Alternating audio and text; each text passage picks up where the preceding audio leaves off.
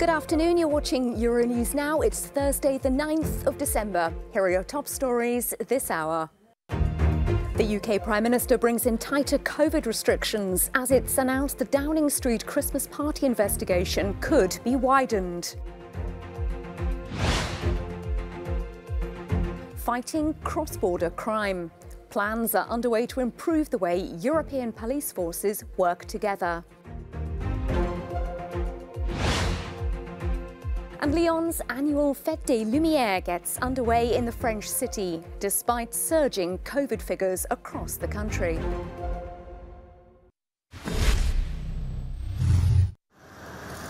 As UK Prime Minister Boris Johnson deals with accusations of a do-as-I-say, not do-as-I-do attitude over banned Christmas parties last year, the beleaguered leader is tightening up on anti-COVID restrictions. It's on with the masks and orders to work from home if possible, as part of his so-called Plan B in the face of cases of the new Omicron variant, which is spreading at an alarming speed. From Monday, you should work from home if you can. Go to work if you must, but work from home if you can. Second, from this Friday, we will further extend the legal requirement to wear a face mask to most public indoor venues, including theatres and cinemas. Third, we'll also make the NHS COVID pass mandatory for entry into nightclubs and venues where large crowds gather. Across Europe, countries are doubling down on anti-COVID rules.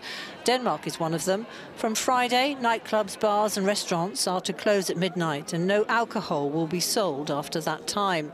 Corona passes showing vaccinations will be required to enter restaurants again. While Slovakia is to reopen non-essential shops and some services, it's only for those vaccinated against COVID-19.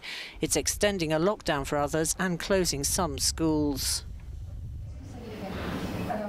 Restrictions reduce social interaction and thus the spread of the variant. But hospitals are having to think outside the box too. In France's Île-de-France region, which has Paris at its centre, all hospitals are said to be activating emergency plans to increase intensive care unit beds and to reschedule treatments to free up capacity.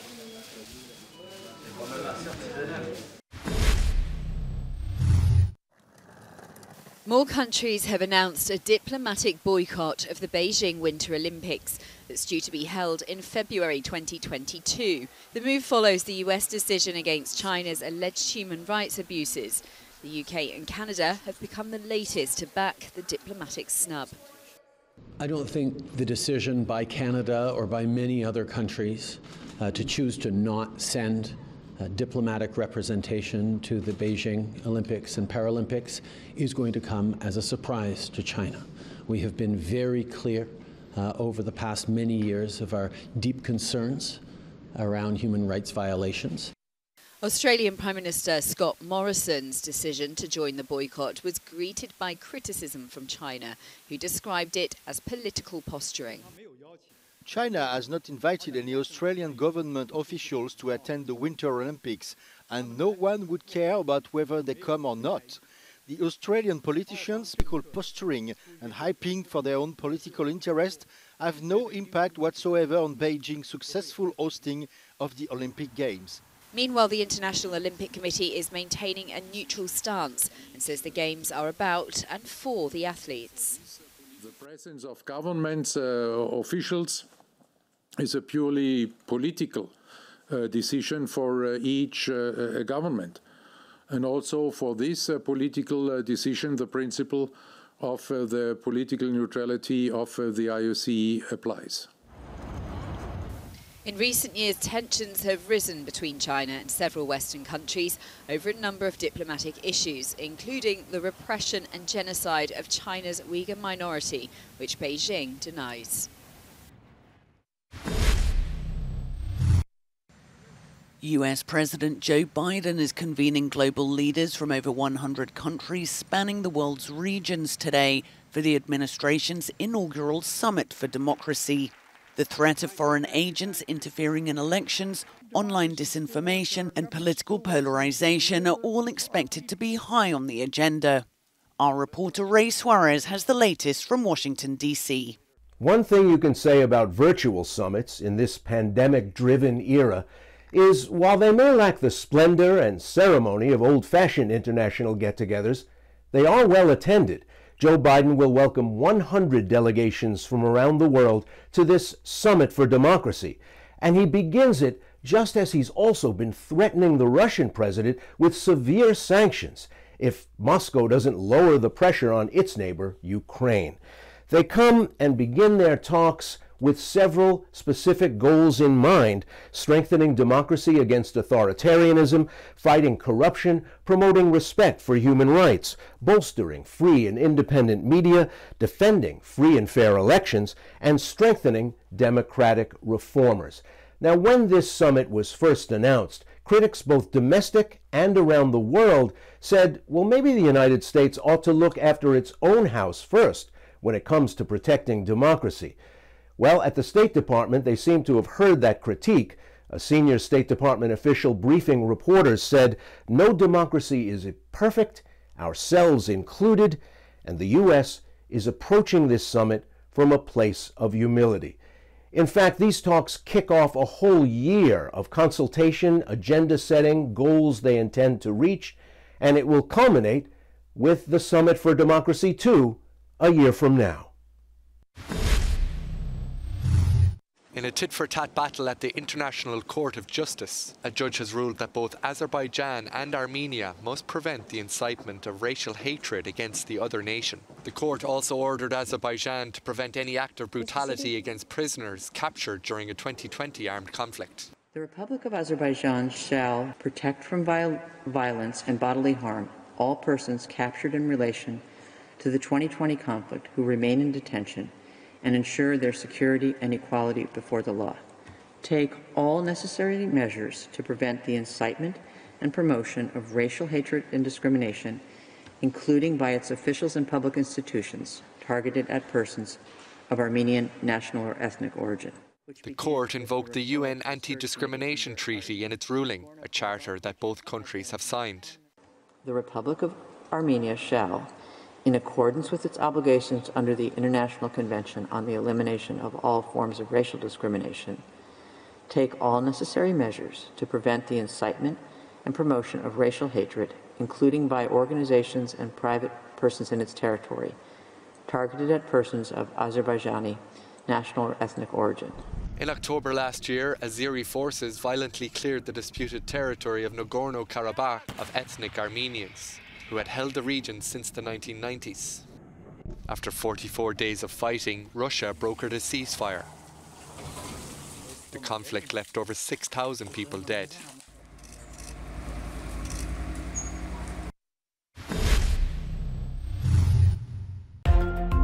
Olaf Scholz has held his first cabinet meeting after taking over as Germany's new chancellor. He heads a three-party coalition government, ending the 16-year era of outgoing Chancellor Angela Merkel. Scholz will lead a 17-member team with one more minister than Merkel's, made up of 9 men and 8 women. 63-year-old Scholz is said to have a taciturn, no-nonsense approach. Edible spoons are one way a Serbian company is reducing the growing problem of plastic waste.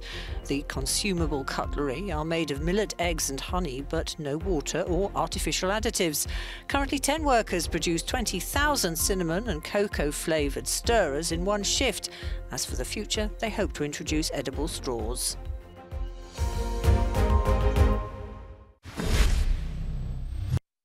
In response, France announced the creation of new police units to fight people smuggling rings, and the European border force Frontex launched air patrols over the Channel to monitor illegal crossings.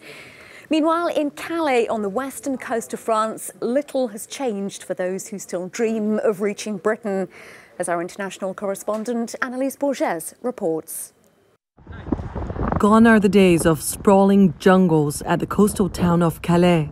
But this is still a transit point for asylum seekers trying to reach the UK. This group fled Afghanistan shortly after the Taliban takeover and says they have nothing to go back to. It's more than 1 month or 2 months that I can't talk with anyone of my family because I already know where are they. They already escaped. And we have escaped from our homes. Everything we had there in Afghanistan, we have lost them. And now I don't know what we will do. Just we are waiting if we can go to England. Maybe there's hope for us. According to French Coast Guard figures, over 15,000 people attempted to cross the English Channel in the first 8 months of this year, an increase of 50% over the figure for the whole of 2020.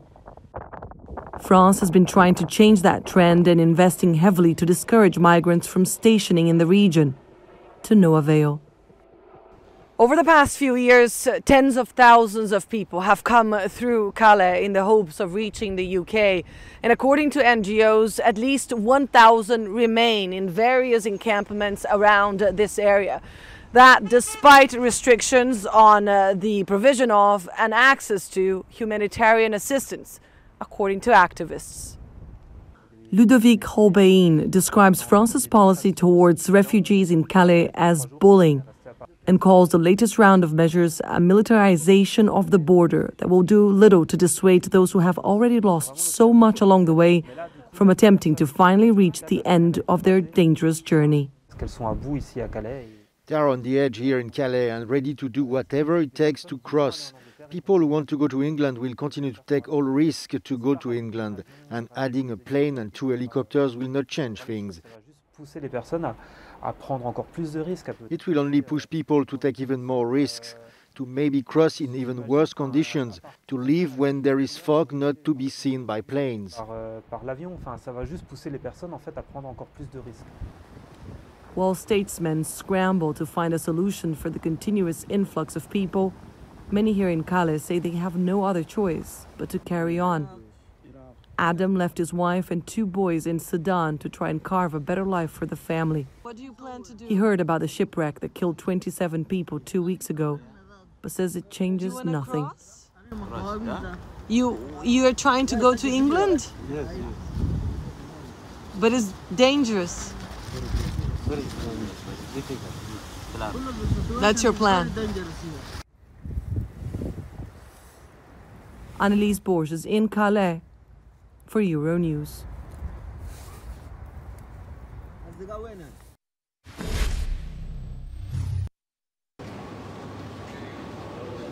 The pandemic has exposed loopholes of cross-border police cooperation in the EU.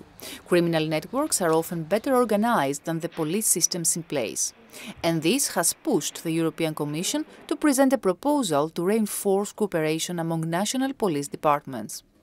These proposals are very important on both tracks. First, on a security angle, we need them because crime is cross-border, we need them. And the second aspect where this matters a lot is Schengen. Because the more we have this type of police cooperation against border, around border, the less we need Schengen closures or border closures will have to remain an exceptional option. According to Europol data, around 65% of criminal networks active in the EU are composed of members of multiple nationalities, and 80% of the organized criminal groups are involved in cross-border crimes.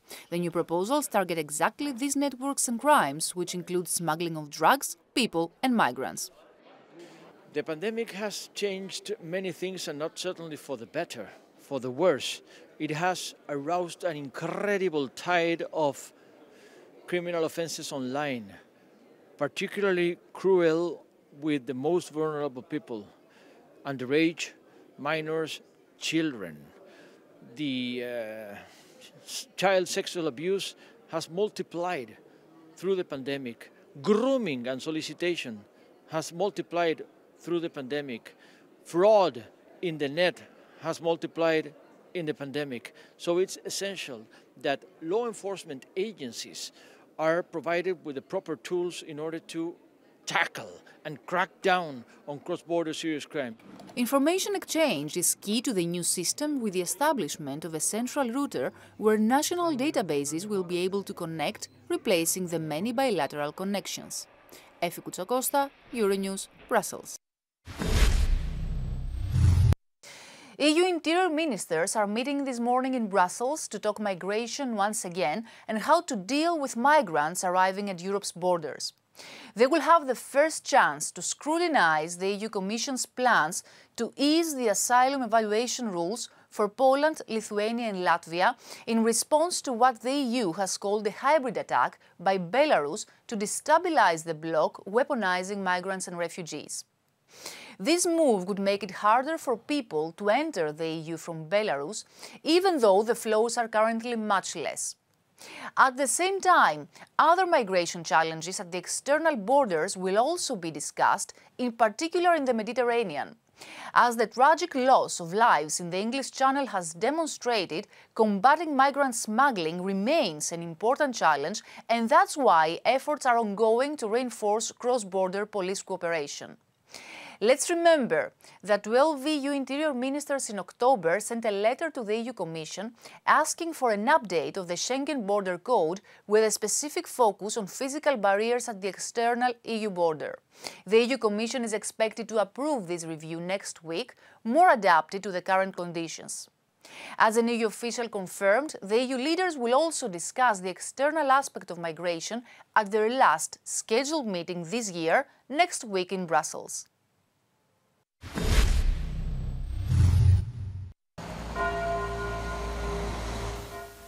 Lyon's hugely popular Festival of Lights, the Fête des Lumières, marked the start of the Christmas season on Wednesday. It's the biggest outside event in France to have taken place since the pandemic began. It's an amazing festival, and usually there are a lot of people, and it's beautiful in Lyon. Every year we benefit a lot from it.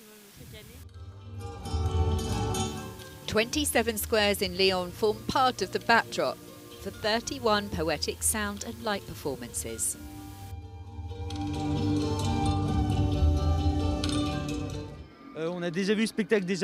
We already saw the performance twice. It's really nice because they use two buildings. This creates a very immersive experience. It's really nice. Before the pandemic, the event attracted millions of people from France and abroad each year. Until Saturday, tens of thousands of visitors are expected every day.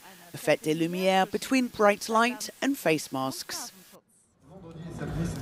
Visitors also need a COVID pass to enter indoor installations and are only allowed to eat and drink in restricted areas. Barriers and security staff led the way. Measures which have been put in place because of surging COVID figures in France. When we arrived, we were very pleased to see the security measures. There are a lot of soldiers and policemen. As for sanitary measures, it's really good that they remind you to wear the mask. The Light Festival is also a reminder of another pandemic. In 1643, the city of Lyon gave thanks to the Virgin Mary for delivering it from the plague. That's it for now, but do stay with us as we bring you all the latest from across Europe and beyond. You can also find out more on our website, euronews.com.